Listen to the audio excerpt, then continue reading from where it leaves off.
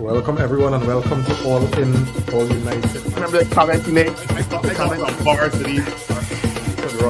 Run Ryan. And the other thing, you have players out there. I think the fellas would take it more serious. What grade? That one I don't know. Yes, because at the end of the day, right now, Manchester United are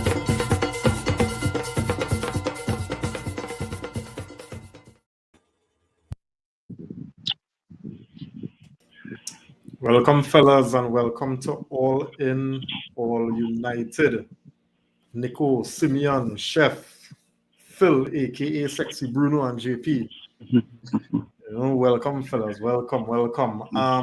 Earlier, a last minute winner supposed to feel like real good. You're supposed to be leaving feeling buzzing, that kind of winner. But for me, it's a kind of disappointing, kind of relief, kind of vibes now, boy. The expectation too high for this team. The expectation too high. Week in, week we seen rubbish, and then we expect to put on a masterclass. True. I mean, I hear what you're saying, I hear what you're saying. Because, I thought, as usual, the game should have been a lot more comfortable. It should have ended a lot more comfortable than it did. And Maguire, he owed Bruno and Martinez this week's salary. Right? Because that kind of blunder, you had to pay them men for saving you from real smoke. Here I tell you. You understand? But anyway, earlier, 3 points in the bag. I think we sit in fourth in the Europa League table, and I think we safe from the playoffs, right? Yeah, we safe. Right. So we're saving ourselves of having to play that extra 2 games that we don't need on the calendar, and Amorim could possibly use it, to work on some more things on it. But how we feeling, fellas? How we feeling, Nico? How we feeling? Numb. I'm still numb because I taken that one. No, I want more. I still didn't want at all. We had to get this team going somehow, boy. And I doubt it happened today because I had so much of false dawns. But I like the energy from Cully in the midfield, keeping it simple. And I guess we were getting into that, but it's just to see what next, where we go from here. Yeah. Simeon, what we saying? I saw Simeon shaking his head already. Unmute your mic. It's hard to, I have been guilty of, I've been getting mad at people because, like you said, the expectation's too high. A lot of people in the media have to put United on a pedestal just to bring them down. So we always try to bring it back down. So it's Get some fan feedback some way. Yeah, I don't know. But it's hard because the team we played today wasn't good. So we know our team ain't good, but you watch this team in the this Ranger team in the first 5 minutes, and you say, "Boy, them men really it really ain't that good." So you say, "Okay, well, we could put 3." You have the expectation. We ain't good, but you see team play and say, well, we should be good with this team. And then by the 15th minute, you realize, well, because the first 5 minutes we were good. I thought we were decent. We just couldn't do anything in the final third. So you keep having to adjust your levels of expectations for this team. It's like, how bad are we really? I think that was what this game was about. The last 2 minutes, you kind of get a little, reminder, like, yeah, you can do what you want, but we ain't that good. So I just I really can't say too much for this team, but I really can't say. I just, where's the bottom? Yep. JP. I don't know who next, but Yeah, GP next. Me? Oh, okay. All right. I thought he was going to whatever him call us out now, so I'll say nice chef next. Good night, everybody. What to say about this team again? But we win the game first of all, so that's most important. We win the game, right? A lot of things that you're seeing still in the game that we really need to work on as a team. Some players, I think that Dallo on the left side is a big problem for how we progress in the play in this team as well. Yeah, and Rangers to me I look at Rangers as basically a championship team. Yeah. That's Scottish football at that. Today we didn't take the chances. We didn't make the passes where passes were available to kill off the game, and I think it could have cost us in the end, and thankfully it didn't.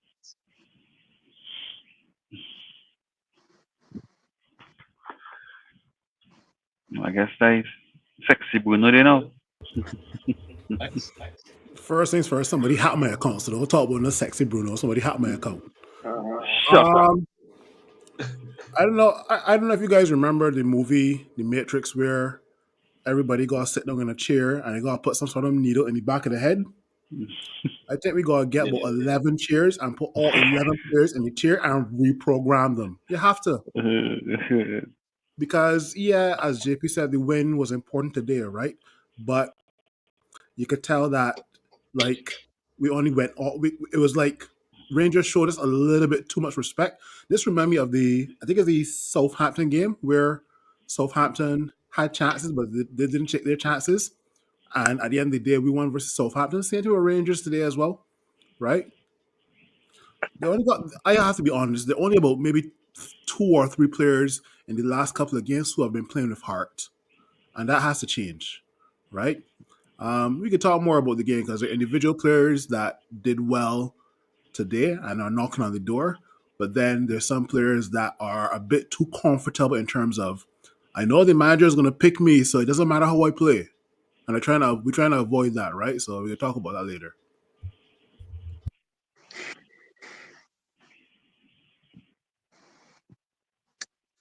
Oh, me?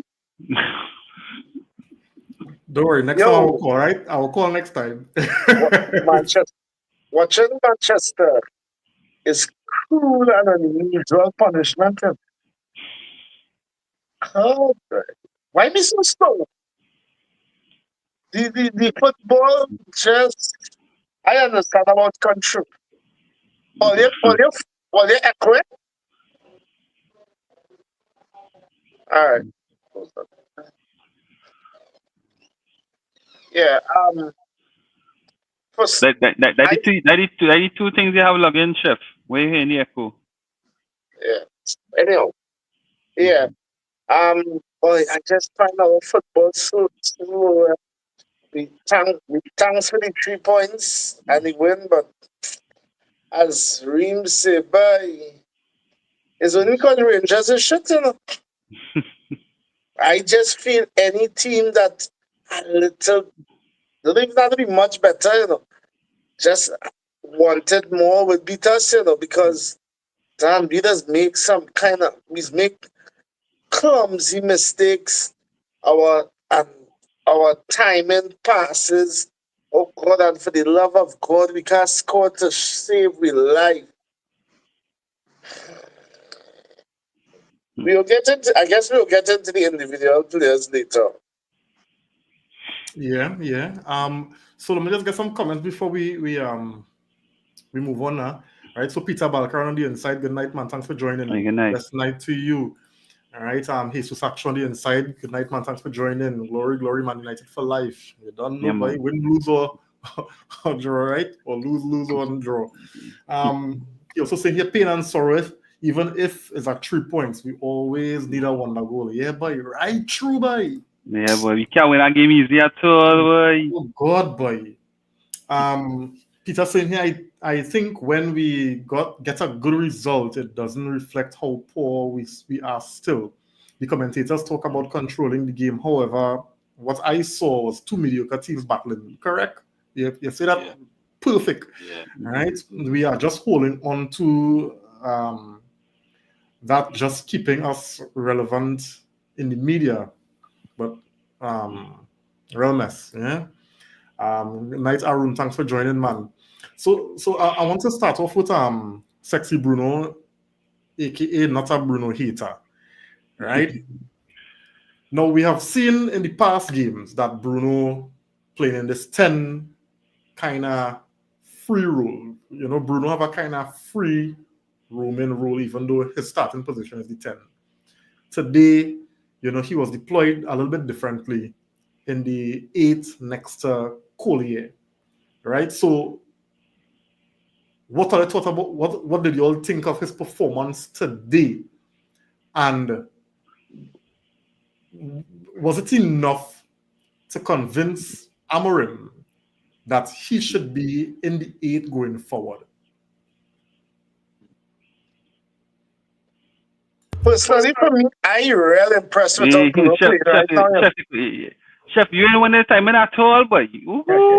I was listening to Chef, so take the floor. I listen to Chef, man. Yes. Sorry, my apologies. No.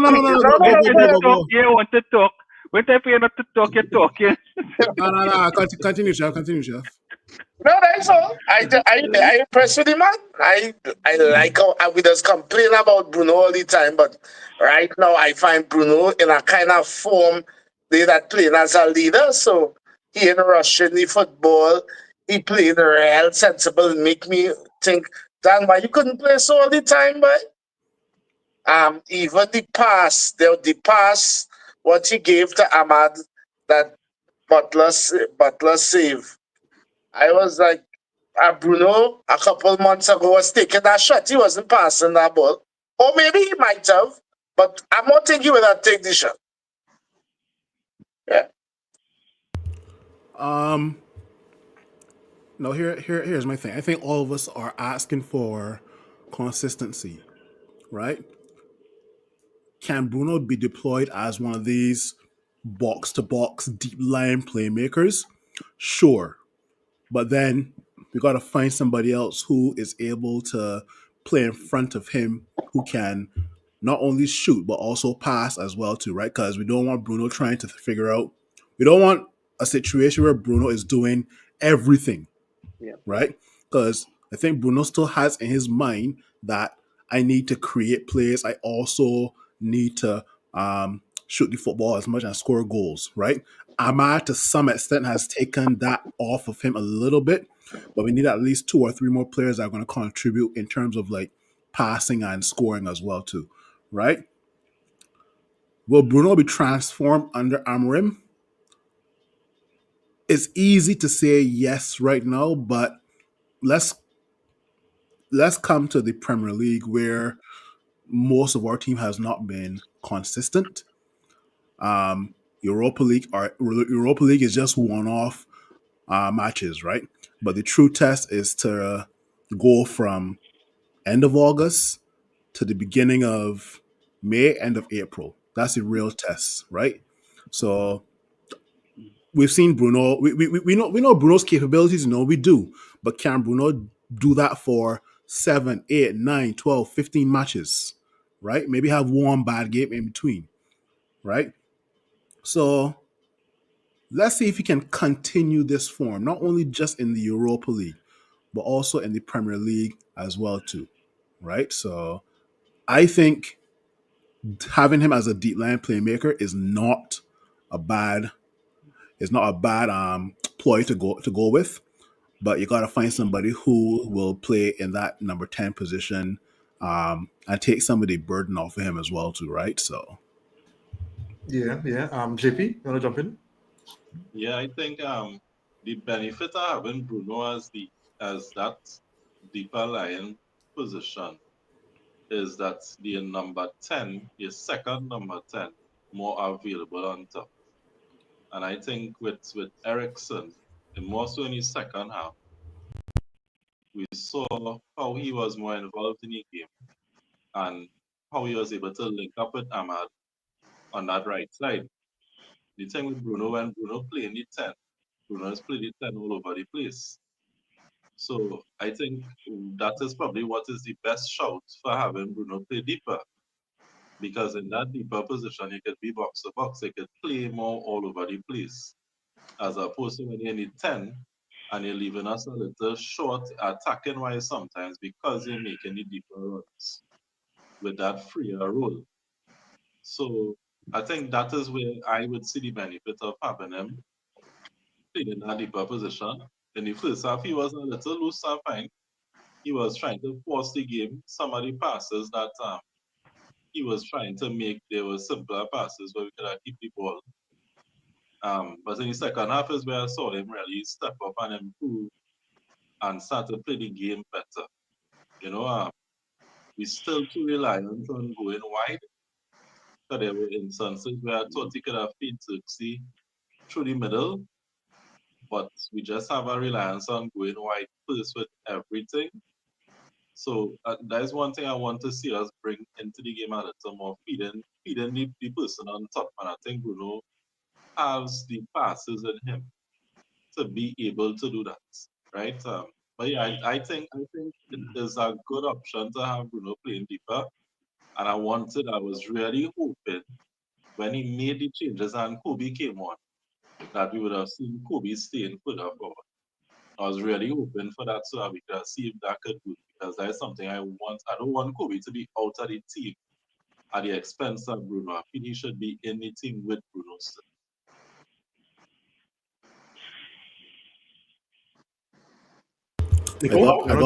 I got before Nico jump, I got to also add that some of the best 10s over the many years, or some of the best midfielders who started out as number 10s, then transitioned to the deep line playmaking role, and their game got even better.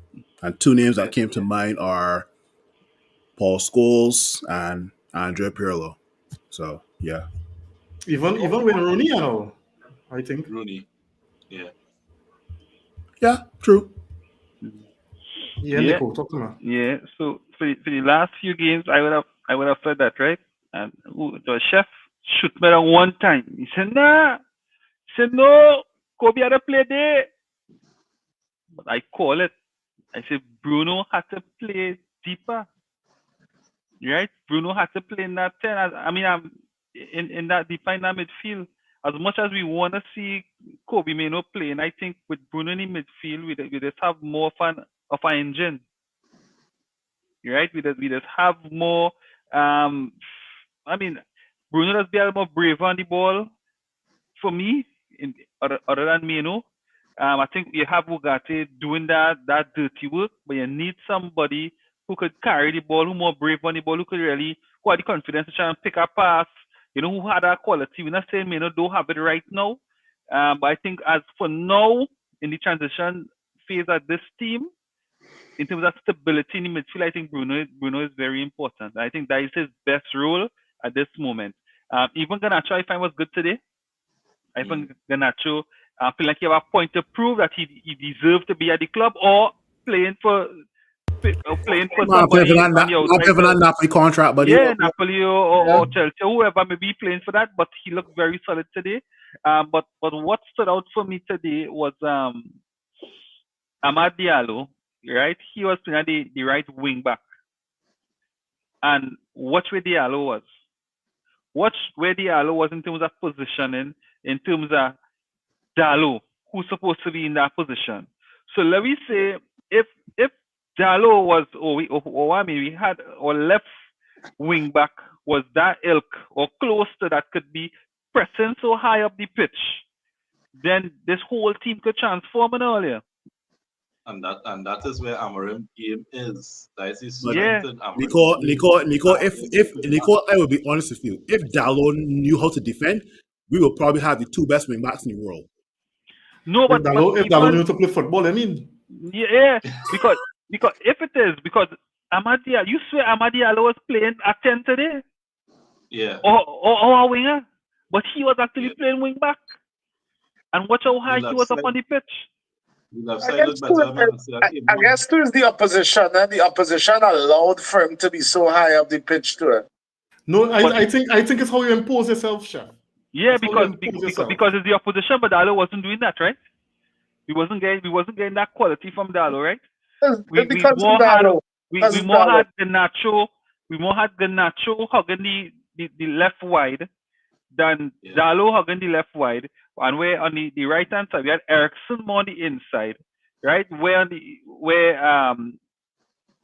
Dalo was on the outside. I mean Diallo was on the outside. So it was a total difference from either side to me, which could have thrown off the balance in our team now. So Yeah. definitely, I think that is why they're going so hard for this left back. I don't know his quality, but if he has any type of that kind of quality, I think that could be a good position to strengthen within this window. But again, I like how Bruno played today. Even when the other players came on, which was Ugarte and Meno, and Bruno went up to the 10. He looked good as well. So I think Bruno definitely had a strong game today. Before we go any further, just to Nico's point, there was a play. You see that having a man with the sense to play that left wing back, wing back position. There was a play today where there was pressing on us, and Dalo actually came. You saw the camera angle. He just came into the camera angle wide, and was able with him just coming wide for the ball.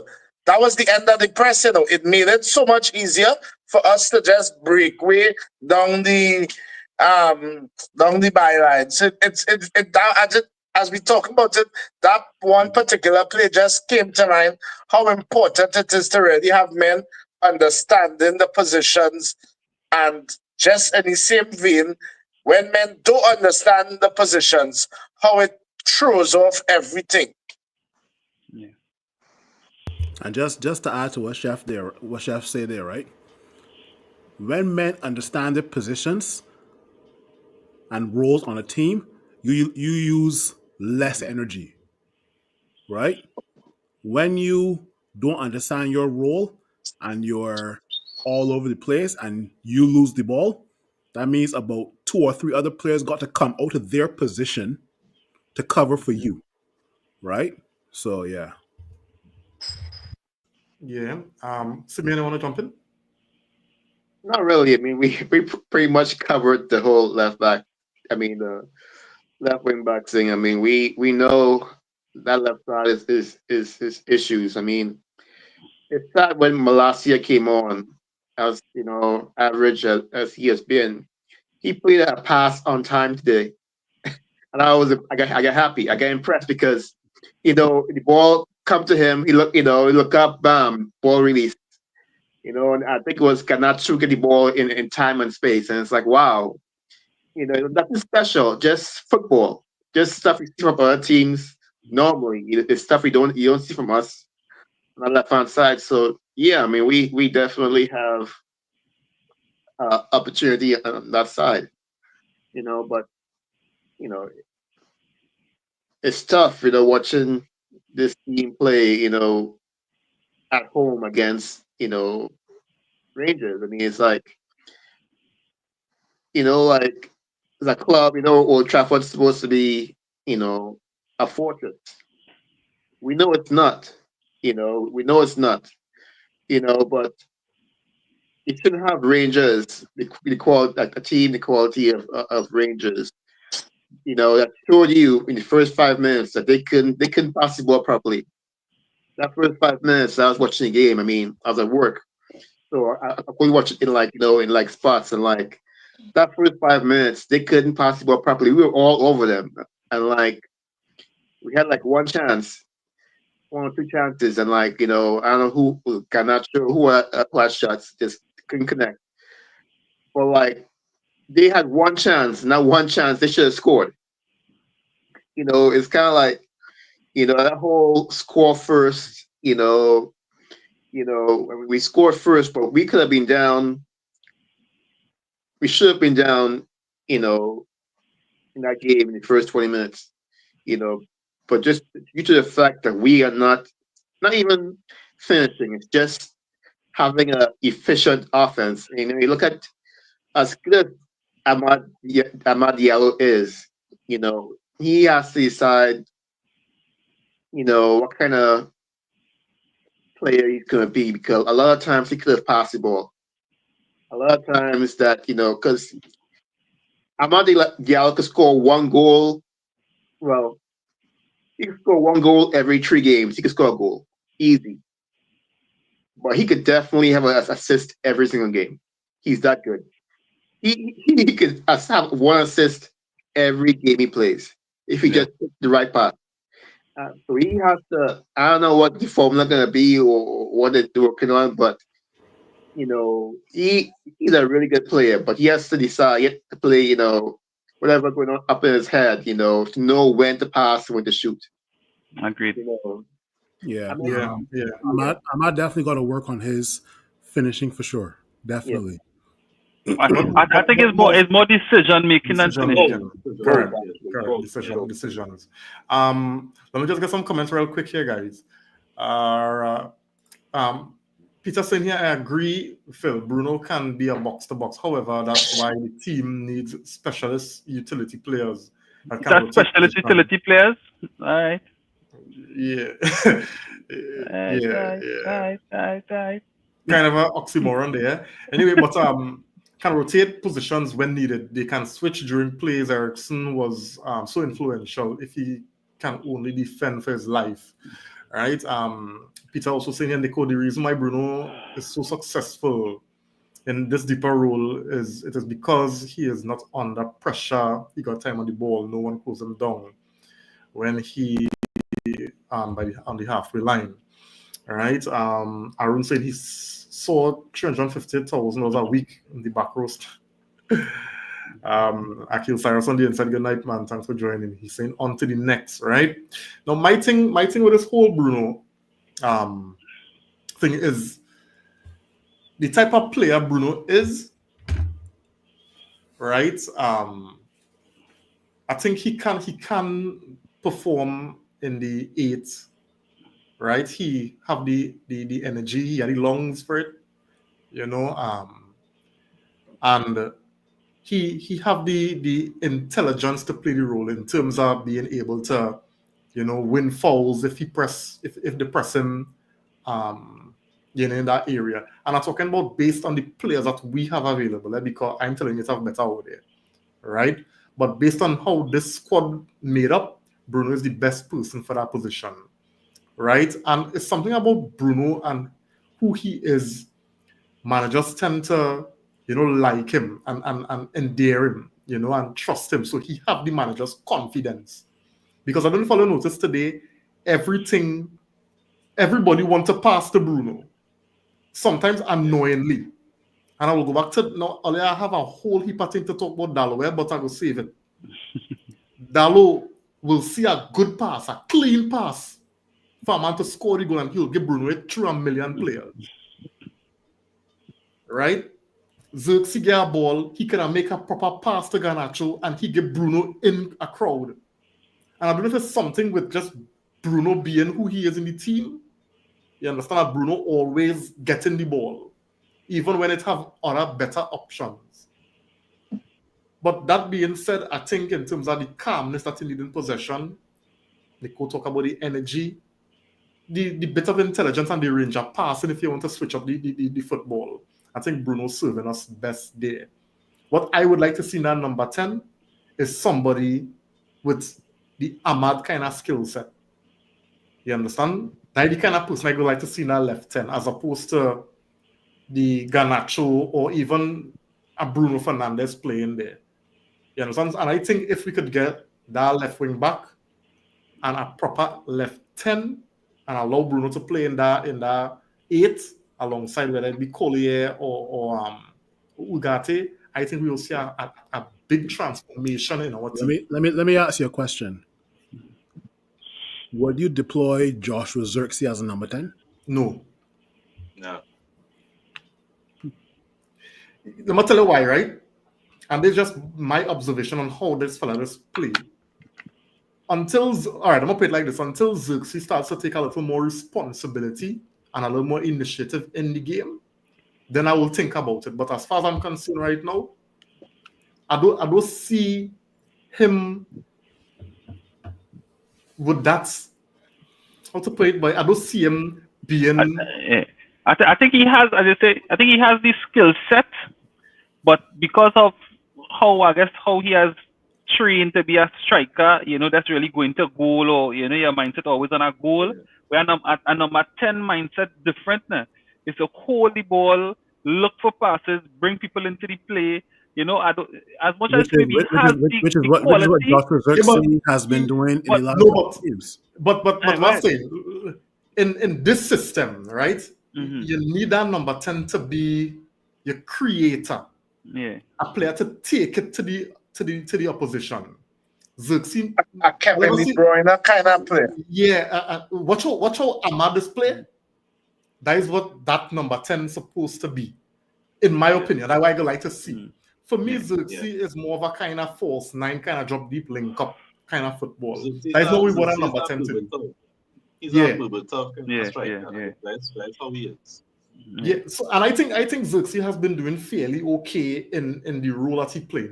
I think JP had alluded to it earlier. But if we compare Xerxes to Berbatov, the way how Berbatov plays is more stay up top and wait for the ball. No, Berbatov is dropping false nine. False nine. Is there really a massive difference between a false 9 and a number 10? Yeah. Really? Yes, it all depends on the system, because a false 9 don't be up top. A false 9 is being in line with the advanced midfield. Right, but what I'm saying is, in this system, where it tends to do is what we were seeing from Ahmad, right? Somebody will take the ball on the foot and drive the ball forward, right? Be able to take on players, but not in the sense of a traditional winger like Garnacho. That's why you hear Amarim saying he wanted to be able to play inside and outside. So you have to have the intelligence, the creativity, but also the know-how to go outside, but also to come inside. And I think that's where you'll get from. I don't think Xerxes have that. For some reason, I think he has it, but just to develop it. I am not against in a number 10 position, but from what I see now, I can't put him that. I can't put him there. I will not put him there. I didn't see that skill set in Xerxes so far. Time for him to learn that position. Better bring that player for that. So cool. Because when I see Xerxes running with the ball, right, and please, the man playing good. But when I see Xerxes running with that ball, he does look too clumsy. He's too clumsy. He's like if he played at Timberlands. So I looking for somebody like a Eze and Wemo, Nkunku, those kind of players to play. Cunha, perfect. Yes, Cunha and João Pedro are perfect.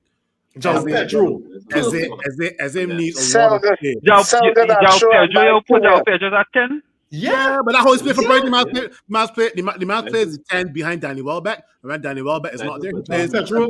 Striker. Right now, in my mind, João Pedro and Cunha might be the most perfect people for that left. Cunha is perfect for that boy. I mean, the most, like we talk about Menu there. I mean, you talk about Menu, like Menu has the skill set. I mean, all these qualities you talk about, be able to play, outside, inside, make a good pass, carry the ball. All that stuff is what, Menu has. So, I think I don't want to be, I think he will be the best to see him try there. I really do think we need to see him play there. Yeah, I think we could try it. I think it would try giving Menu there. I mean, I think the only thing we have to look at is the going wide. That part of the game where you're expected to go wider sometimes, and especially if we don't have like a proper left wing back in the position, then it will cause problems. And I think when we saw Malacia today, Malacia had some kind of balance, being a naturally left-footed player who was able to not have to think about going on his left foot. So he had more flow on the left side. And if you have to play Menu in that position, I think he would need somebody who could go outside for him properly. And Dalo is not a person. So Minu wouldn't he may not look as good. It will look as if he's staying too central here because Dalo only know to receive the ball and cut inside and run into a player. That's what Dalo doing every time. He's not going outside. We need somebody going outside on that wide position. But something I also wanted to mention, right, is one of the things that this team must have to learn to do, because we will our centre forwards will continue to struggle. We just play, you pass the ball across the back line, then you go to the left wing back. You pass it and then you go to the right wing back. And then they try to go through the wingers, whether it's Amad or Garnacho, or you're going over the top. And oftentimes in those scenarios we'll be outnumbered. But if we try to play those passes through the lines, right, into your striker, and then you have him now bounce off with your 10s or even your advancing midfielders, then we go see a lot more happen inside the game. And I just watch even Southampton, how much time they were playing lines through our midfield, and we don't do that at all. We're so easy. You know, it's going to Mazwari, then they're coming around and going to Dalo, then they're coming back home, and you're giving it to Amad, and Amad had to try to go 1v1. Or Predictable, bad. Yeah. Is it that as Amarin said, the team's scared? Well, yeah, it's nervous. They don't do. Yeah, because sometimes they pass there, but they're so scared to make a bad pass through the lines that they rather play a safe pass. They prefer back pass. Yeah. So or play side to side. Yeah, because I think Amarin would like to see that.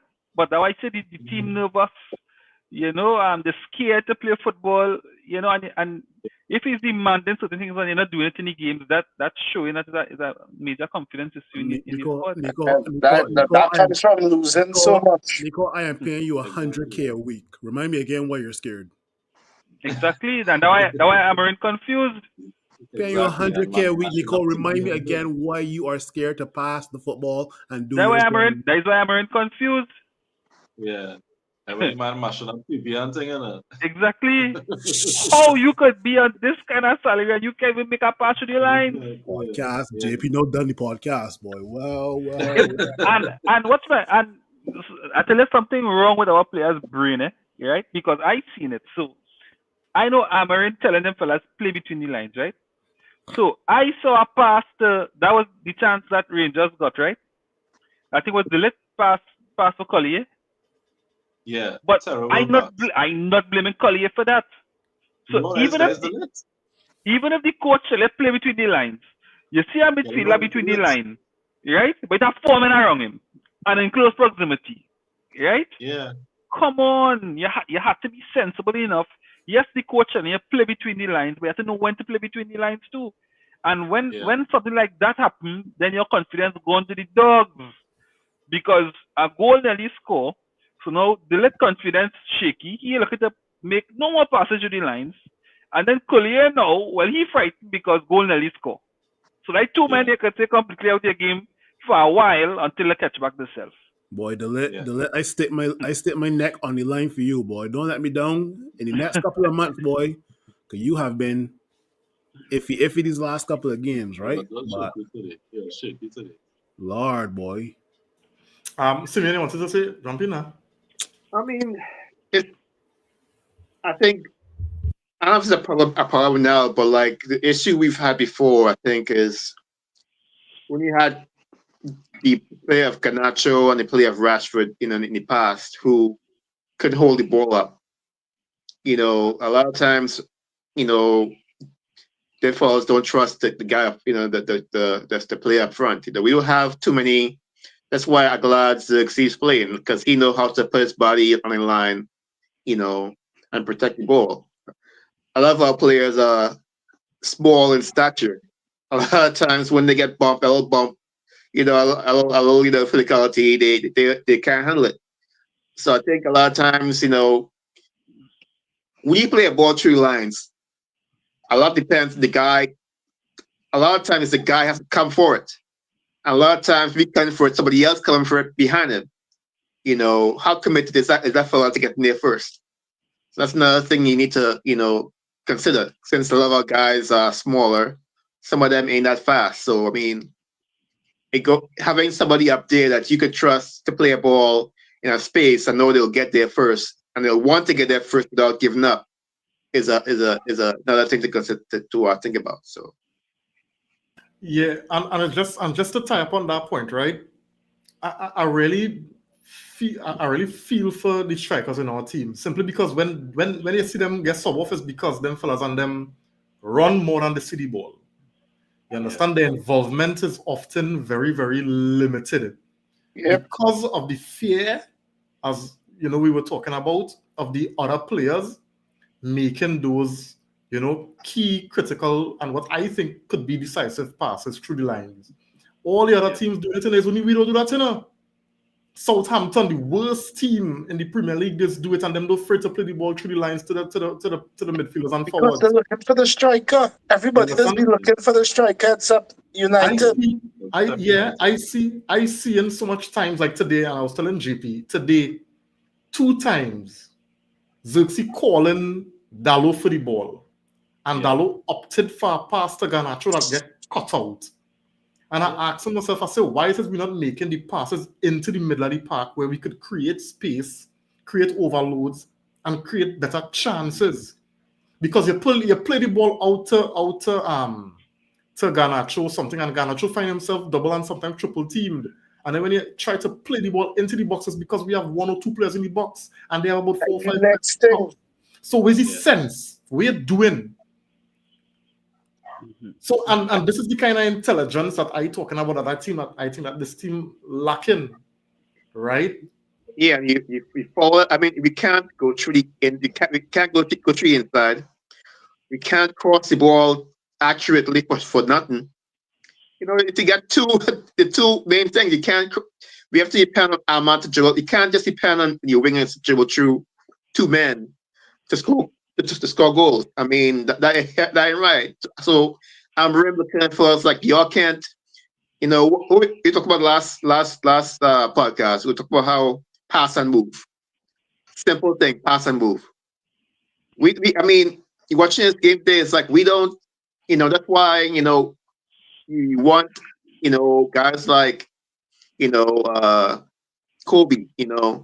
That goal Kobe scored against Wolves. That kind of movement and pass through the ball. It seems simple, but we can't. It's like a simple part of football, but we don't do it, and it's hard to figure out why we can't do that. And left and crossing the ball, like why can't we have an accurate cross? To our forwards in the box. Well, I don't get it. Like how who was it last week? Men crossing the ball, pinpoint accuracy against us. Is it Brighton game? Men ball curling to meet men. And we just kick the ball in the air, hoping it meets somebody, one of our strikers. Like why we so? I mean, for a team that had Ronaldo, had Beckham, had all these talented wingers, we can't find a way to cross the ball to the box. I mean, it really is shameful. It really is. I'm thinking, like I try to think back to when last we score, like our striker score from a cross in the box. When last that happened? Maybe years. That blew in my mind there. If Dwight York, because I can't think of it. If Dwight York was on his team, he does suffer. He know you're gonna suffer. York wasn't getting nothing. Nothing. You're gonna come off that field sweating, drenched, and frustrated. Yeah. Any striker will suffer. But what I'm saying, right, Chef, is know your forward, understand your forward, and play to the strengths of your forward. Yeah. You can't expect when Hoyland on to get your Xerxes things. So don't play Hoyland as though you're playing with Xerxes. Then when Xerxes on, don't expect Hoyland things. And this is what is boggled my mind. Xerxes, man, they come short and they get a quick 1-2s against Brighton. It's had a play with Bruno, and he take it with Bruno, and he played 3 lines to Bruno, and Bruno was able to run past the defender, and that was easy tap in.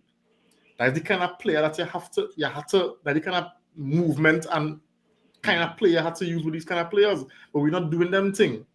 And that's why it's making the strikers look so ineffective, 1. And 2, when them fellas come off, them fellas frustrated. Yeah. Now, I want to talk about.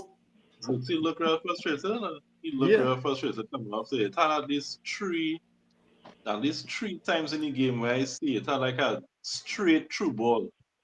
That Xerxes was making it run straight through ball, and every time the ball went wide. And I thinking, and Ericsson do it. I thinking, Ericsson is one of the more intelligent players in his team, one of the players with vision in his team. Xerxes was literally in front of him, and he passed ball across the Garnacho. And I thinking, well, what Xerxes had to do again, man? Do we think that this Garnacho thing affected this game, affected what happened with them for us today? I mean, I mean, just asking, do we think that this whole Garnacho? I find Garnacho look good. I find Garnacho look good. Garnacho actually looking like a winger. But the problem about it is, why we just be so slow to get into the box? How much ball did the Garnacho put in that box? It's just for a man to be brave and get on the end of it. And nobody is making that run. Nobody. Yeah. I want to talk about Garnacho, right? But I don't want to talk about that now, right? But I want to get some comments, and then I want to get into the next point, right? So, Jody on the inside, blessed night to you, man. Thanks for joining. Jody, good night, brother. Yeah. Mickey on the inside as well. Good night, man. Blessed night to you. Did you guys watch? What Jody said? I will come back to that. All right. Did you guys watch an awesome game today? Was Maguire player of the match? You know. Kurt on the inside. Good night, man. Thanks for joining. Good night, kid. Saying scrappy win today. Yeah, boy. Games that we're supposed to a little more comfortable now, boy. Mickey saying here they take too flipping long to pass the ball. Yeah, we just hold on to the ball too long, and we make it difficult. We allow teams to reorganize all the time. Yeah. Right. Adrian Duncan on the inside. Good night, man. Good night. Whether it's by an inch or a mile, a win is a win. Sometimes you had a win ugly. Yeah, but all the time, so like that is every game we just win ugly. No, not every time we just win ugly. Every time we just play ugly. Win, lose, or draw, we just play ugly. Before tonight, thank you for the correction. Play ugly. Tonight, I know where last week I win, boy. Yeah. Man City, maybe.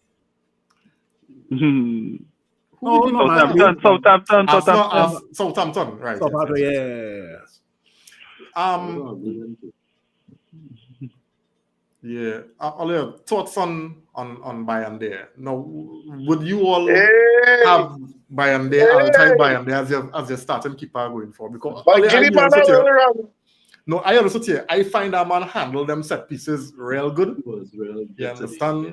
He didn't have no nervy moments. For me, his passing out of the box was actually much better than Onono, right? Every single pass. I couldn't remember any wayward pass from Bayern there out of the box. Whether our players win the ball is a next thing, but I find it always went to the player. Right? I find he handled his box well. He did well for the first chance that Rangers got. That he came and he kind of put the striker off. Even the goal that this fella just saw, the one that hit the post, I think he dealt with that real good. What is saying? I don't mind getting him around games. I don't mind getting him around games. I find he look handling wise, he looks solid. I find he looks solid. And I felt a level of confidence. I don't know. For some reason, I felt a level of confidence to him in the goal today. Before when I heard Bayern they're playing, you're like, Jed, you sure you're going to get? But I don't know if it's something maybe from the penalty shootout. I guess we'd have built a better confidence, and I think he'd have backed it up today, with a very assured performance. So I don't mind getting him around any team. FA Cup and Europa League for now. Wait, This month in Africa Cup of Nations. I think Nah, it's in that's last December year. this year. It's every 2 years. That will be December, January 2025, 26. Yeah. Oh, okay. He trying to take him away. I know, but that's your God, oh God. Nah, Phil, No, Phil, but so why you that's don't affecting say Onana. that? No, why you don't say that? But they get some games in Premier League and the Onana handle FA Cup and whatever else. Because there are three players in this team that cannot be dropped. Nico Dalot, Bruno, Onana in the Premier League. Nah, that is not true. In the That is Premier not true. League, in the Premier That is not League, true. That is Nah, not true. in the Premier League. That he changes. could get dropped in the Hopefully. Premier League. Hopefully that changes. He can get dropped. Onana not undroppable. If it was on that 10 Wait, yeah. listen. It was on that 10 yeah. I totally agree with you. All of us would drop Onana or Dalot or Bruno if we had the chance. But can you really see if Onana is not suspended or if Dalot is not suspended or if Bruno is not suspended, those three guys are going to get dropped? Yes. No. I believe Onana could get dropped. But hear your words, Nico. I believe Onana No, but we had to wait and see. We had to wait and see. I don't believe Bruno will get dropped. I say not plain. Bruno not getting dropped. Right? Bruno will get rested He will in get cups. Mike he ain't too, Bruno ain't getting dropped. But you see Onana, He don't deserve Onana to could get get dropped. dropped. Onana could get dropped. But in the Premier League or in the FA In the Cup? Premier League. In the Premier League. I think it's time. I would have normally agreed with Phil here, but I just feel it's time to give the Turk a little run. But I totally agree as well. I think Bayern should get a run of games, but I'm being realistic with you guys. Nico, let me come back at the end of February. And between the games in the Premier League, between now and the end of February, tell me how many games Bayern has played in the Premier League. Actually, I even make it better for you. What I would say, Nico, that is dependent on March. Onana. That depends on Onana. You see End the of next March. game. Unless You see the next game, Onana do some foolishness. Onana gets That is suspended. it. Onana is always playing in the Premier League. No. You see I don't next think. I game. honestly don't think. You see what happened on that Ten Hag when Onana was having that poor in our games and Ten Hag was still insisting. That's happening this time. Nah, not under this coach. What next game against who we play Fulham? Onana do some strippiness. That the end He'll of get that. dropped. I'm telling you. Okay, perfect. Mark this podcast. Today is January 23rd. We coming back March 23rd. I want to see how many Premier League games between January 23rd and March 23rd without Onana being suspended at Bayern start. Good. I love this. Well, that's dependent on Onana. If Onana plays well, then he's justified. But if he playing rubbish and he's still playing, then all right. I will take that. But what we're trying to say, right, is do you all think Bayern now deserves a run of games? Simeon? Yes. Yes. But yeah, but at the same time, I don't think Onana. Onana's one bad game from being dropped in the Premier League. But you said he's one bad game away from? Yeah, one more bad game. Also, he just want to make the 100 bad games just to make sure he have an even number. I think once Onana get dropped, I don't see him coming back. Like I really don't see like. I feel so too. Yeah, I don't see Onana coming back. So Amorim want to make sure. He want to make sure. You gotta make sure. JP? Is he hope that's kill your boy? No, I tell you honestly, Onana not that good. For the number of mistakes that Onana made since we signed him. I'm not saying we should have kept De Gea, but when you look at De Gea record, it's coming on to the end. Is when he started with shipments. We signed Onana and he started doing shipments, right? Just when we thought the man was going good. Shipping it again. Boy, that Champions League final versus Man City really fooled all of us, boy. That man single-handedly sabotaged with Champions League last season, didn't it?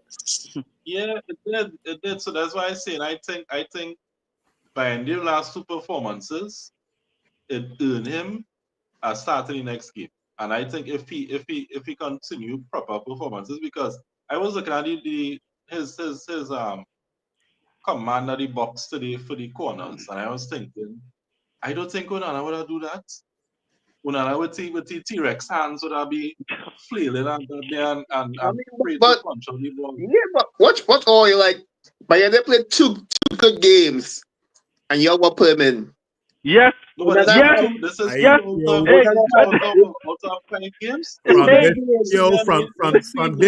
this weekend, I can send each of all the starting lineup for every Premier League match from now to March. I can message all of them on Facebook or on WhatsApp. I can send one of these starting lineup every fucking game. We can see come. If when the guy in whoever it is, the centre back, the left centre back, who we have on the bench? Who? The left centre back, the young guy, whoever it is, I can't pronounce his name. If he play one game good, right? The left wing back, that's good enough. That's good enough for him to start. One good game in the left wing back is good enough for him to start. So let me. So based on your logic, right? Let me ask you a question, right? Lenny Euro has been playing shit for the last couple of games in the Masters. I don't find so. No, I don't find so. That might get Rose versus Brighton. Southampton. I mean, I might get Rose versus Southampton as well too. Nah, Euro getting game. Yeah, we talking about that, Phil. He didn't get help from wing back. But I agree, Phil. You know, he so far life hasn't been good for him. But you have to understand, he was 18. You know, learning. He's 19. That's true. Yeah, I find it decent. And I don't know if anybody listened to De Ligt's interview before the game.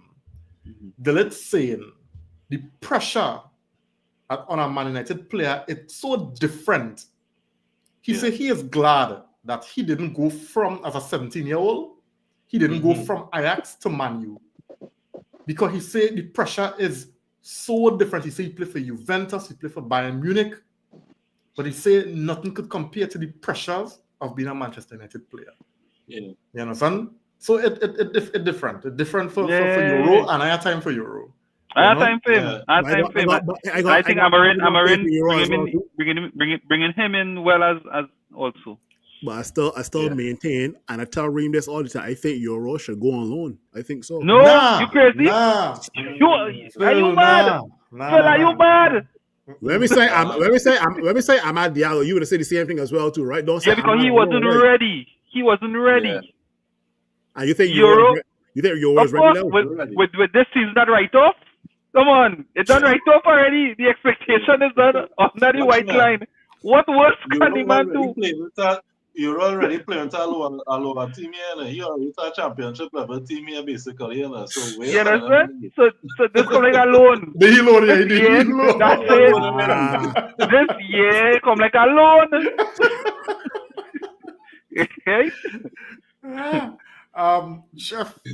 So I mean, it's something that's how to play it, but we talk so much times about moving away from the dependence on these one player to get us over the line, right? And of recent times, our Mr. Consistent is Amad, right? Amad's impact, Amad's performances has been, at a real elite level for Manchester United. If Amad wasn't here earlier, we might have really be having this relegation conversation, right? But observing, Amad recently, do you think you're seeing hints of Amad developing, this hero complex that we're so fearful of in the negative sense, where it's affecting his decision making? I don't think so. I think Amad is not the finished product. He's still a developing player. He's still learning his trade. I mean, I say he performing in a rich vein of form right now. So he might try to do a little more or a little too much at times. But generally, Amad's decision making is still better than most on that team, I still find, he could pass sometimes, but he does still look for the pass. He still does look for the opportunity to play in a teammate and things. So I don't think so. What I would say too is that every team has one or two talisman, and maybe he started to develop into he getting more responsibilities, scoring wise, because as we talked earlier, besides Bruno and Ahmad, who really bringing the goals through? You know, but I don't think so. Let me chime in on this. But let me just add a layer to that, Nico, and you could come in, right? That's no. Add it to the next person, right? I just want to touch on this one. So this has been Ahmad's breakthrough season, right? Yeah. More or less, or breakthrough few months, right? Yeah. And what I have seen, he's still a bit programmed, right? So when Ahmad goes down the byline, he always, or 90% of the times, looks to cross. Anytime Ahmad is anywhere in the box, in the middle of the box, wherever the box, he does shoot. Every single time. And to me, that is a level of programming, right? And because the game has happened so quick that he knows in training, you're in this position, shoot. You go down the byline, cross. So until now, he develops that experience, that quality, that feel for the entire atmosphere for the game, playing for Manchester United. Then now he would be brave enough, or the game around him will slow down, as we just say, Messi and for us to the game in slow motion. I think that is the element where, you know, Ahmad had to develop now. And I think after this season, you could see that. So now when he in those positions, it's just he's not programmed again, but now he's seeing the bigger picture. And I think that is the next step of evolution for Ahmad. I don't think so. So he had a chance where he shoot where he could have crossed, he could have passed, right? But to him, he already programmed, hey, in this position, shoot. You know, I think that is the level of growth that we still have to see in Ahmad, but I don't think it's selfish. I don't think that he willfully doing it, trying to play the hero. I just think that level of development that still has to happen. All right. All right. I mean, I think Nico, you come good with our response there. I don't know if anybody else want to jump in on it. I mean, we talk about how, you know, yeah, Ahmad has the best, you know, decision making on his team, but I don't say much. You know, look who won on his team. No, I see that. I mean, I tell Kareem, I've been home to watch, you know, I still have Forest games. And, you know, and then they look doing really well. And I tell Kareem, look at Forest. And it's not that Forest is any kind of really skilled team, but then Forest know when to pass. Yeah. Most them score goals because they don't get a lot of chances, but when they get a chance, then wingers know, okay, well, hey, I have to release this ball now for my forward to have a chance. I'm like, every game, it's like the timing, the timing when he passes is always almost damn near perfect. Therefore, don't shoot from crazy angles. They don't try to do too much. They ain't trying to do too much. Just smart football, putting the ball in an angle where you know, driving to a point where they can give the striker a good, you know, and we don't have that. A good look. Yeah, we don't have that. I would tell you, Simeon, that this game when you watch, then because Forest wasn't a bag of shit last season. This is the same Forest, you know. But when you watch the balls that has give Chris Wood, it has been proper chances that has given him. You know, it's my thing, Chef, with teams like Forest, and I will even bring Leicester City back in the day when they win the Premier League. And it's something that Amorim just say. Once you see a team doing something and they're winning, it is give you confidence in the project now. You know? You're correct. Yeah. So this Forest team right now, the winning. Yeah, so that confidence real high in us in that camp. Yeah. So them fellas believe that them could do anything. And you see that belief could take them real far. I remember I was playing this game, but and it had this fella. I mean, he wasn't good, right? But the team came with a lot of supporters, right? And the fella, do some little thing and he win the ball twice, but he not good. But the fact that he win the ball twice doing the supporters real, you just see this man running about the field and he getting about now, boy. You understand? But truth be told, all we had to do was deal with it a couple times and we did pack you up. You understand what I'm saying? So first on a wave. Then on a wave, it's working, so them fellas believe in the project. And that is what had them where they at. So if you were to take out one person from first and put him in our next team, that don't necessarily mean that person will go and elevate that other team. You know what I'm saying? So it all comes down to me, to what happening and that confidence in that camp right now. I promise you, Forest are running like this next season. I could be shocked if they do. And that's Amarin said why I something. observe with football. Amarin said something kind of connected to what you just said today. He talked about basically you could watch his side now and say, well, we're not playing win, but then you get one win and you start to get another one and another one. And all of a sudden, that is football for you. Momentum has changed and a team starting to believe in. And that's why he keep on talking about we need to start winning. Because he gets it that the longer we keep on losing games stupid so too. Dan, that is basically digging a hole and you can't catch yourself to come back out. Yeah, and he said that's gonna make it harder for the players to believe in the project, you see. Yeah. To buy into that whole system now. Yeah. You know? It will make everybody. That's why the reporters and them does be on the case so because you come with your way of playing and stuff. And I mean, let's say the English media different to it, and it's a foreigner. But yeah, he need to start racking up them wins and them. Yeah. Just going back to the Ahmad point, JP, Phil, all I want to jump in at all? Just a little thing. I don't think Ahmad is the type of player who at first I was thinking Ahmad letting this little thing go to his head, but I was like, Ahmad is not a player. I don't think Ahmad is that type of player that things go to his head like that. What I believe is going on with him is that he has been the one saving this team this season.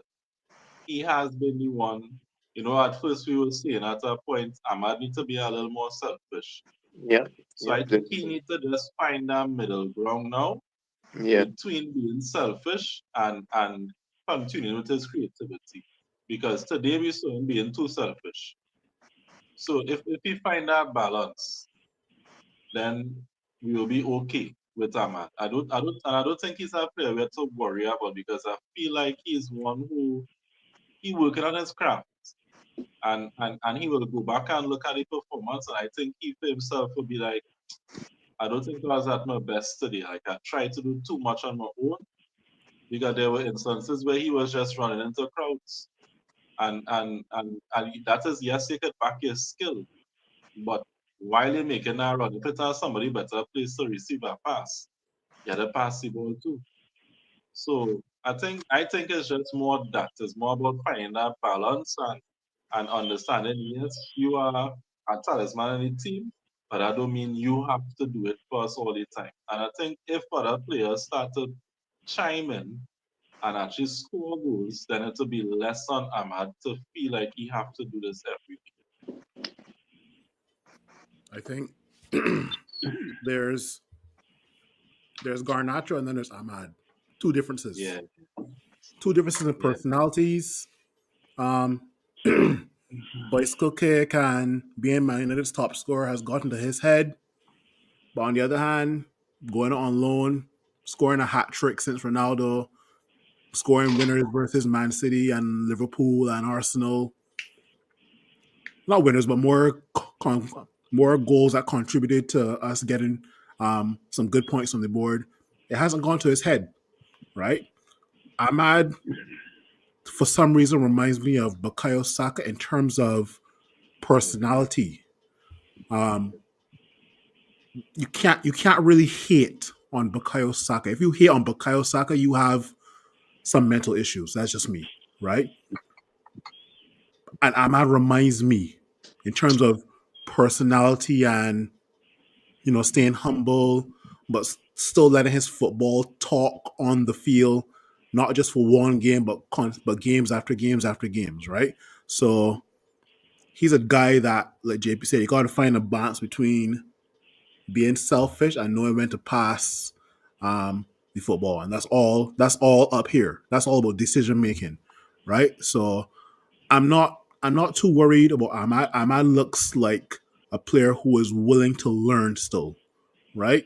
You know, some players, they get the ego into their head, and all of a sudden they feel like they're the best thing since sliced bread, right? Those are the type of players we don't want at Manchester United, right?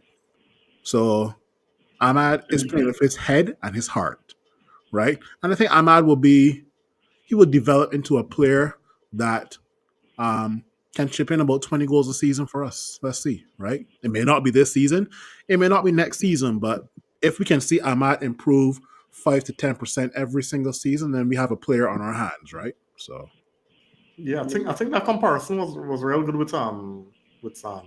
Garnacho and Ahmad, yeah. No, actually Ahmad and Saka.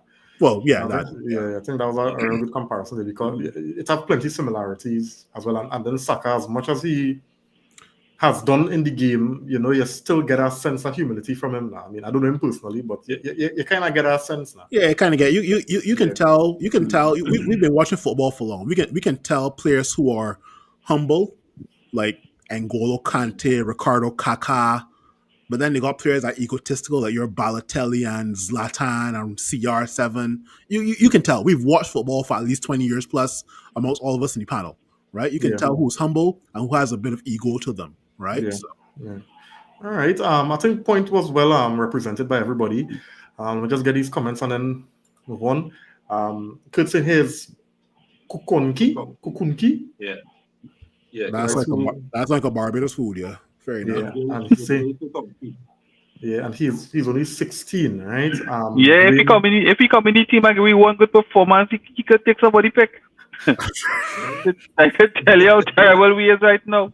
Good night, man. Thanks for joining. You know, yeah, man. So guys, Amorim, you know the media is, right? So Amorim was questioned on Garnacho's future in the press, and this is what he had to say, right?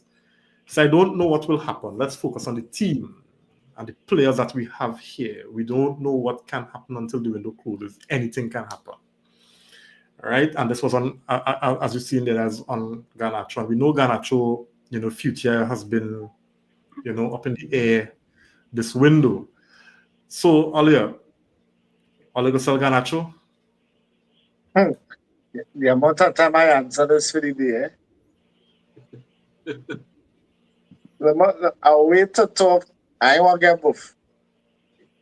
I sell them for the right money, yes. Because when you're looking at PSR, if you get the right money for a player like Garnacho, that benefits in here significantly. We could bring in at least 3 players from Garnacho. From a proper, say like a 60 million, I think will give us what, 240 or something in the bank for PSR. 60 million giving us 240 in the bank for PSR. It's 240. That was like 150, yes. All right. But here's my thing. I stuck between. So there's Napoli on one side who wants to offer us Victor Osimhen, which I used to be a fan of, but no. And then there's Chelsea, a rival, in quotation marks, right? I don't know which is the better deal. Because Chelsea willing to offer that 60 million up front, but then it's like Victor Osimhen and 15 million for Garnacho or something like that. So I don't know which is the better deal. I honestly don't. But the question is, Phil, would you sell? Considering the window, the squad right now, and the money. Yes, sir. But like you see what I was doing like 20 seconds ago. Watch back the podcast when this podcast done, man. But yeah, I would sell Garnacho. There are some players that we don't know about in the likes of but I can't call any names right now, but let's say 2 or 3 seasons ago we didn't know about Kobe Manu, we didn't know about Collier, and just a bunch of other players that we didn't know about. I'm sure there are at least 1 or 2 other players just there waiting in the wings to get their chance, right? So the same way Garnacho got his chance as well 2 or 3 seasons ago, and it's time to move on because of ego. Then we got some player. We can look forward to seeing what players can offer if Garnacho or Anthony or Rashford move on as well too, right? Yeah. Dembe, Brent, good night, man. Thanks for joining. Go through, Nico. Yeah, so if we sell them, I really hope we sell them to Napoli. As much as we need the money, I think selling them to Chelsea, I think could turn around and bite us in the future. And maybe just knowing that I think he could become one of the best players in the world. And I told Reem this, and I think going to Chelsea will help him to become one of the best players in the world. Because I don't think going to Chelsea has to hit the ground running. I think it has players in front of him where he wouldn't feel the pressure that he would feel like he plays for Man United. I think that's how say that again? You feel his ego could handle that though? Because he never be a starter at Chelsea. No, so that was saying, but still, he still wouldn't have the pressure on him. And the pressure on him would be to improve. That would the pressure would be. The pressure wouldn't be to perform on the pitch as the pressure as Man United. But the pressure on him would be to become better than Neto, better than Sancho, better than to start in the team. And I think as long as he does that and he reaches on the team as a first team player for Chelsea, I think he could become one of the best players in the world. And that will hurt. That will hurt seeing Garnacho become one of the best players in the world. But carrying Chelsea to titles while we still have none.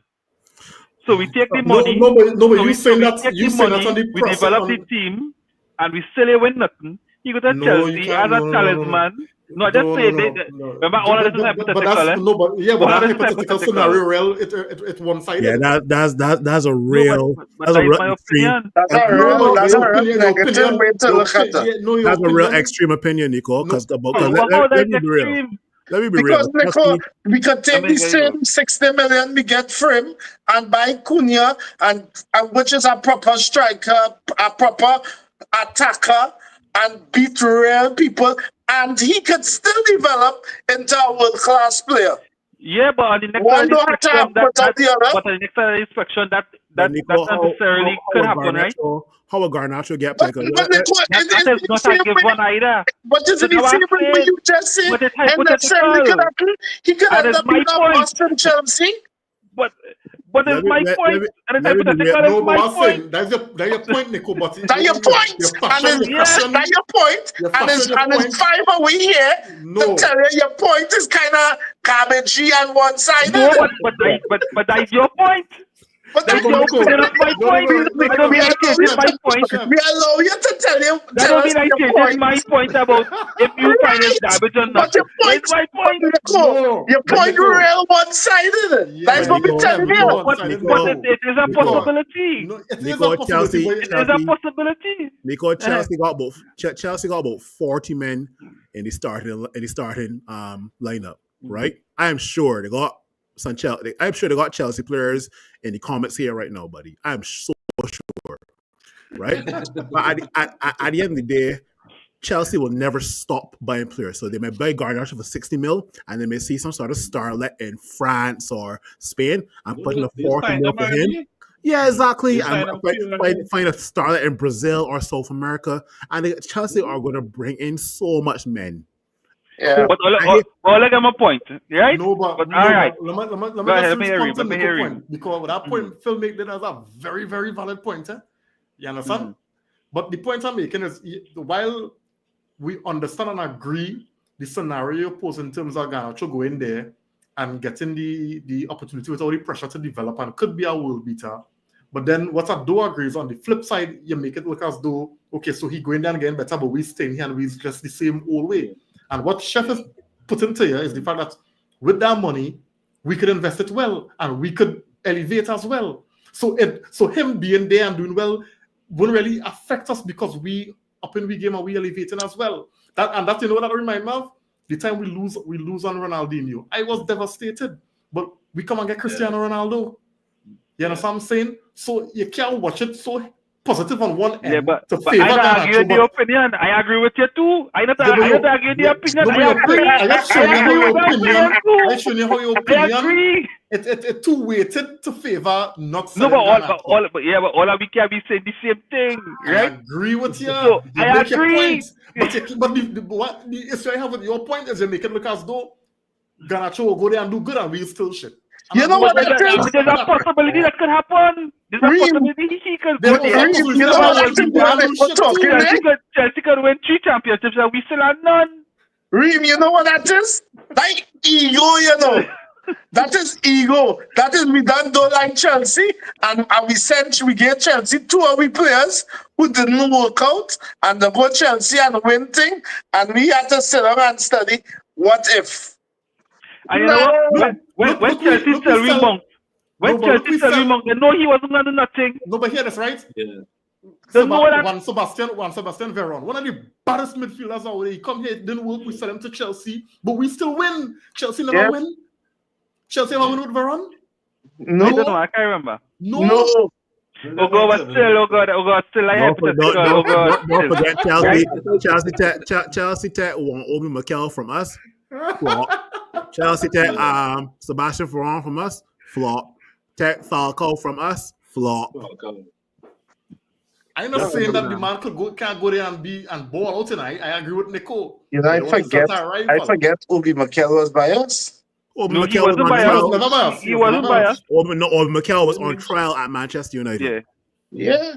No, he didn't sign, but had some technicality and he jumped out of contract. What price Chelsea want to pay for Garnacho? 60. They gonna pay the full 60 for Garnacho? So they say. Yeah. I for some reason I think we're trying to get Napoli to pay more. For some reason, Napoli not going to pay more. But it's supposed to be Victor Osimhen at like 15 or 20 mil or something like that for Napoli. You see what Napoli president say? Napoli president say, if all you could guarantee me giving me 20 goals, well. You know why I want to ask Napoli president, who player out there, name the players out there that guarantee you 20 goals. Yeah. Facts. They don't have that. Facts. I just hope if we it's happened, you know, but it's few and far between.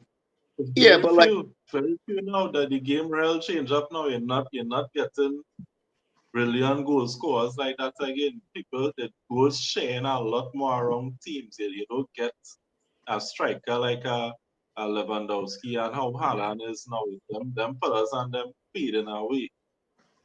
And that's probably why City put Haaland on that 9-year contract. Because they know it's handled. But you see City looking to bring in that next striker. Marmoush. Yeah. But it's like it's only one season. Yeah, I mean my point there, you have Chelsea who have 1,000,001 players, but they're trying to win, so they'll buy our young talent. And you have we who, for some reason, we can't buy one player unless we sell another our young talent. I mean, it kind of embarrassing the situation where we are now. I mean, Garnacho, as much as I think he has limits and I think he needs to work on his game. Like we wherever we sell Garnacho for, we must get good money for him. Yeah, like we can't be cheap. We can't sell, give Chelsea discounts or any not putting discounts to get money for Garnacho. It's like what other teams spending big money at will. you know, Man City done, you know, reload already. You know, we still talk about, you know, we can't spend money unless we spend. Well, I mean, I don't. Yeah. Manchester moving like sprangers. Yeah, that them books, you know, I need to see them books because something right, something ain't. No, we when you paying 85 for Anthony and 65 for Mount, who else? we trying too much to be And not the perfect football team where the books are balanced and we spend within our limits. I don't think we trying to be like Captain America too much. Just this like person to look up. You understand? Everybody blasted, teething and doing what I had to do to doctor the books. So I'm look at country lad, you know, we have plenty down here to doctor them books for them, eh? You know, if we get catching that, we gonna get a different charge to everybody else. We are Manchester United. One charge will stick on us, but 115 cast stick on City. Well, if City not getting charged again, or they not reading that play, or they not reading that play, City not getting charged. City getting a fine. City might get fined. Yeah. City not getting points something. They don't know what happened with them. Exactly. But what I wanted to say Garnacho though. Remember the thing with Garnacho too is at this point in time, his wage is not ridiculous. So it's easier to sell Garnacho. Yeah. Because if you look at what going on at Rashford, I see Rashford post on IG today while in the game. Come on, boys.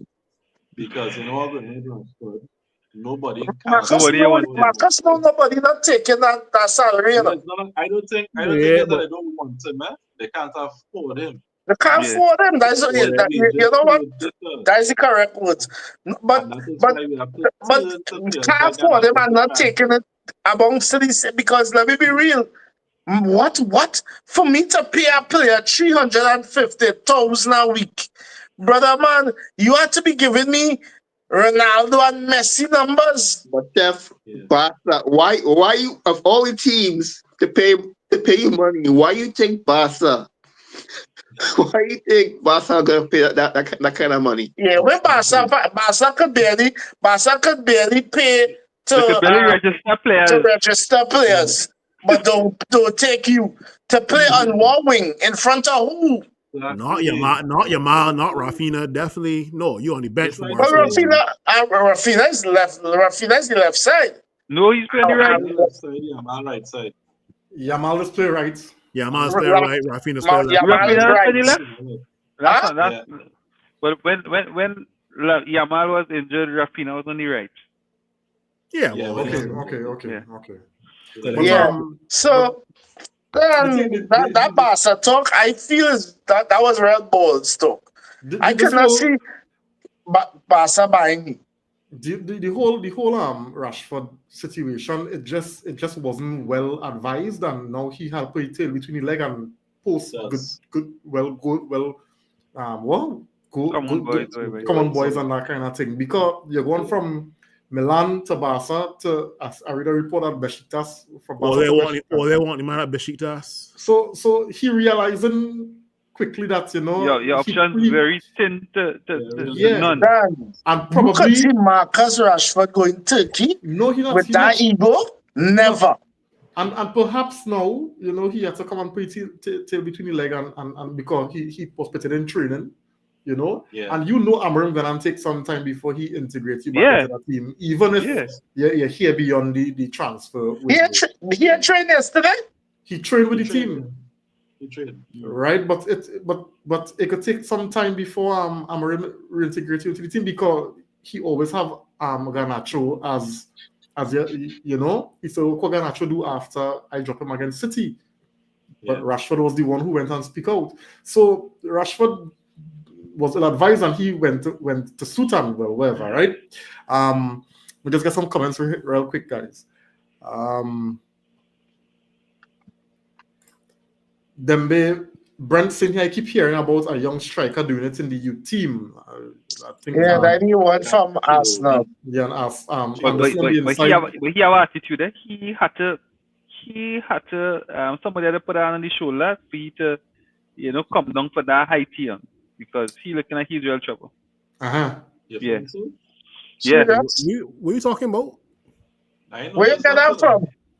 I just see I it know this. in the youth games when they watch the youth games. Really? Like like we said, he got a penalty. He want all the goals. So if he don't get a penalty, he vex. He train up his hand. Serious? Yes, The time, I tell you. to me, tell a game where he could get his hat trick and he'd give up the penalty.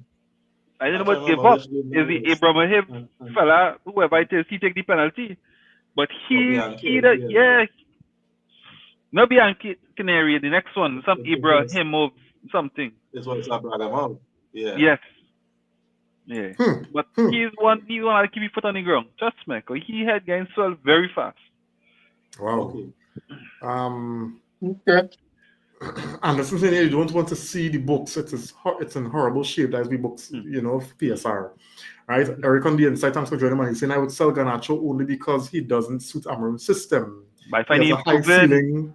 We can't take less than 65 million and not selling him to a Premier League rival. Yeah. I find Right. improvement though. Well, Yeah, he actually tried. that amount money, boy. He's saying Brent's saying here, West Ham 350 a week, Turkey 350 a week.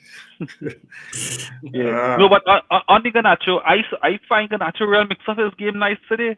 Yeah. Today was I really find he impressed putting with some him. nice crosses. I Yeah. find at times he cutting and he shoot. I find he was solid. I'm impressed. And defensively, was that JP? I say he was better, but I wasn't like real impressed. But he was actually better. I see where he put it in his work. Yeah, you see where he putting in the work. For me, Garnacho, who he is right now, could come off the bench for me. So I have a much better 10, give me what I want. And then after the game, it's like, oh, Hoyland come on in the 80-something minute today. Garnacho come on. Yeah. In a cup game, I give Garnacho a start.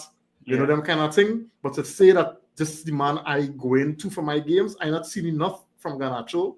Yeah. To say, well, there is it here. Yeah, But you see that what Reem saying there? It's probably putting the cart before the horse because that car done gone, What you saying is what should have happened originally. Yeah, but no, but Amarin Temper, he was. Amarin Temper, he plenty. Yeah, plenty. Chef, that Garnacho you watching is a different Garnacho, eh? Yeah, he got no choice. Yeah, he got humility. He thought for a brief second, he thought he had the money and the voice like Rashford. Rashford don't have the money and voice like Rashford. Yeah. But Garnacho, he settled nice. I find he working. I agree. That's what we want, right? That's the basic. We want the basic. He doing the basic. So what Garnacho give me today is the basic. We want that. That's non-negotiable. Remember the first. But in terms of the quality we want for you to be my starting left 10, he ain't giving me that. Just remember when Ruben Amorim was announced as head coach of Manchester United, and after the first training session, what most of the players do, take to social media talking about great training session. Yeah. When the last time you see the players do that? Some of these players get humble. Them training sessions hard, no ass, no. Yes. But Rashford and Casemiro was the two with them. Yeah. But going back to Garnacho, right? You all can remember Cunha playing for Atletico Madrid? Most people don't remember that. But I don't find so.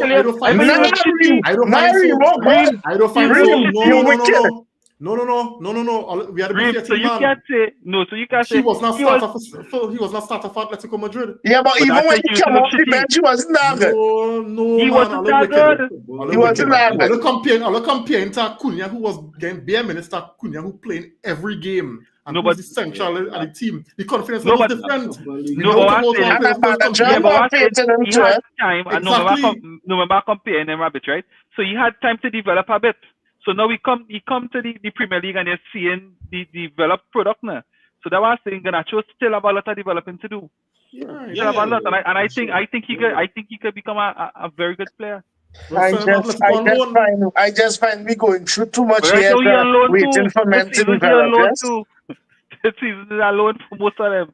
Then I Then told me, you know, all of them. I watching Yanas. I played yesterday, and I said to myself, I remember when we was waiting on he to develop.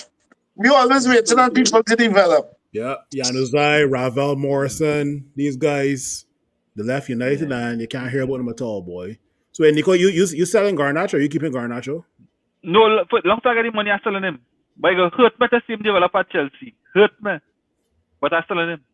I don't give a damn once he could develop, once my team winning. That's all I care about. Yeah. And I was talking about he develop and my team not winning, and that's the same thing I'm saying. Hold on. That's all they're fighting me down for. That's the same All thing right, I'm saying. Reem. It's 1:37 when we go in. Yeah. Wrap up. All right. So, Alia, just choose it. No explanation, right? No explanation. Just choose, right? We either finish. I saw this on a video clip, so I thought it was real interesting, right? So I just want to get a little opinion. So we finishing. You gotta choose one, right? It's either Man United finishing top 6 this season alone. Not happening. Or, no, oh gosh, it's a hypothetical, chef. Relax now. Then finish that, chef. What boy?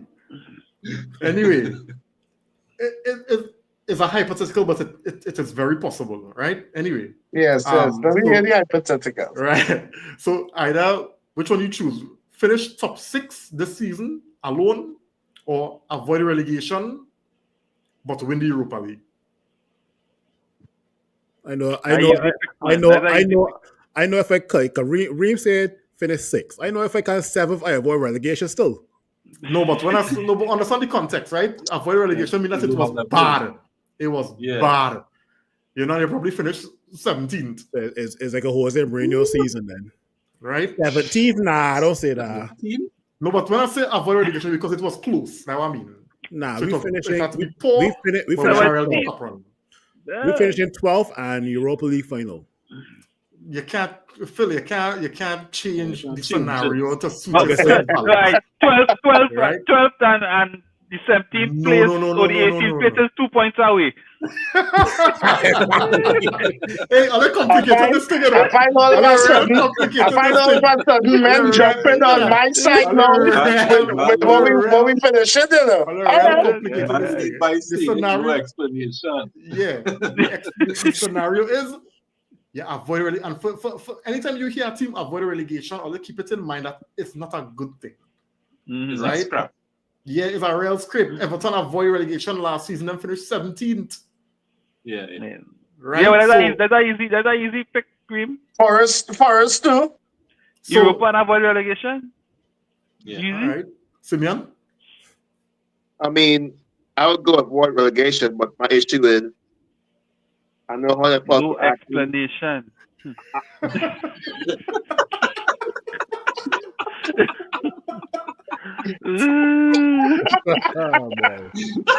Well, I mean, you went to school in Stockton, you don't understand. Hear what? No explanation. It's too late to be nice for that. No.